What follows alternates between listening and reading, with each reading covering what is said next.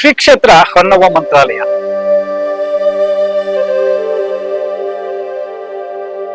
ಈ ಒಂದು ಕ್ಷೇತ್ರವನ್ನ ಭಕ್ತರ ಪಾಲಿನ ಕಾಮಧೇನು ಅಂತ ಕರೀತಾರೆ.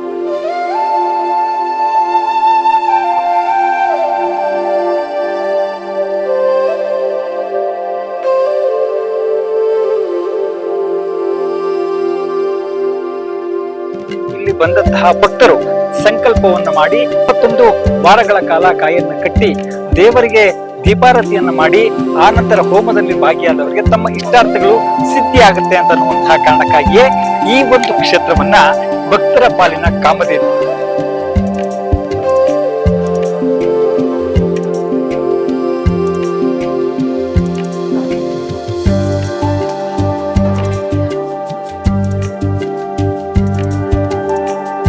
ಮಂತ್ರಾಲಯಕ್ಕೆ ಯಾರು ಹೋಗ್ಲಿಕ್ಕೆ ಸಾಧ್ಯ ಇರು ಅಂತವರಿಗೆ ಏನು ಬೆಂಗಳೂರಿನ ಪಕ್ಕದಲ್ಲಿ ಈ ಹೊನ್ನವ ಮಂತ್ರಾಲಯಕ್ಕೆ ಪ್ರತಿನಿತ್ಯ ಸಾವಿರಾರು ಸಂಖ್ಯೆಯಲ್ಲಿ ಭಕ್ತರು ರಾಯರನ್ನ ಭಕ್ತಿಯಿಂದ ಪೂಜಿಸ್ತಾ ಬಂದಿದ್ದಾರೆ. ಈ ಒಂದು ಕ್ಷೇತ್ರವನ್ನ 2ನೇ ಮಂತ್ರಾಲಯ ಅಂತಕ್ಕಂತಹ ಮಾತಿನಲ್ಲೂ ಕೂಡ ಇಲ್ಲಿನ ಭಕ್ತರು ಹೇಳ್ತಾರೆ. ನಾವಿದು ಬರ್ತಾ ಇರೋದು 14ನೇ ವಾರ. ಫಸ್ಟ್ ವಾರ ಬಂದಾಗ ಅಷ್ಟು ಇರ್ಲಿಲ್ಲ, ಎಲ್ಲ ಹೇಳ್ತಿದ್ರು ಅಂತ ತೆಂಗಿನಕಾಯಿ ಕಟ್ಟಿದ್ವಿ ನಾವು. ಈಗ ಬಂದ್ಮೇಲೆ ಗೊತ್ತಾಗ್ತಿದೆ ಮಹಿಮೆ 50% ಆಗಿದೆ. ಈಗ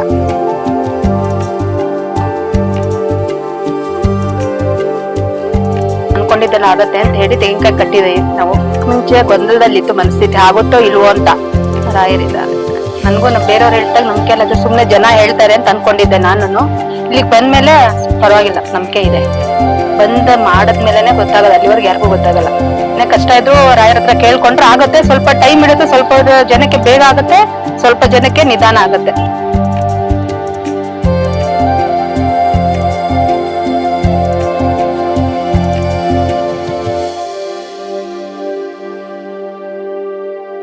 ಭಗವಂತ ನಿಜವಾಗಿಯೂ ಕೂಡ ನಮ್ಮನ್ನ ಅನುಗ್ರಹಿಸ್ತಾನೆ ಅಂತನ್ನುವಂತಹ ಒಂದು ಅಚಲವಾದಂತಹ ನಂಬಿಕೆಯಿಂದ ಇಲ್ಲಿ ಸಹಸ್ರಾರು ಭಕ್ತರು ಪ್ರತಿನಿತ್ಯ ರಾಯರಿಗೆ ಬಂದು ತಮ್ಮ ಸೇವೆಯನ್ನ ಮಾಡ್ತಾ ಇರುವಂತದ್ದು. ರಾಯರಿದ್ದಾರೆ.